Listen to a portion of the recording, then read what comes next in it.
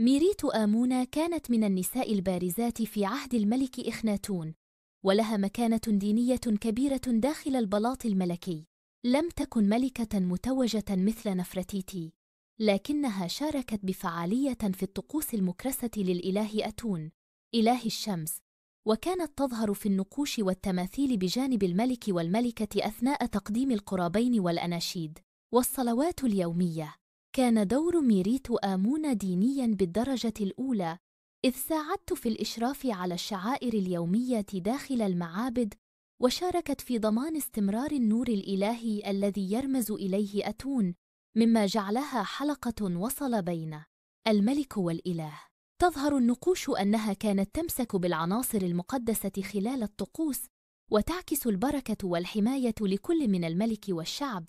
مكانتها في الدين جعلتها جزءاً أساسياً من الاستقرار الروحي والسياسي لعصر إخناتون. ورغم أن معلوماتنا عنها محدودة مقارنة بملكات أخريات، فإن دورها يعكس أهمية النساء في دعم العبادة وحماية الشرعية الملكية خلال فترة تل العمارنة.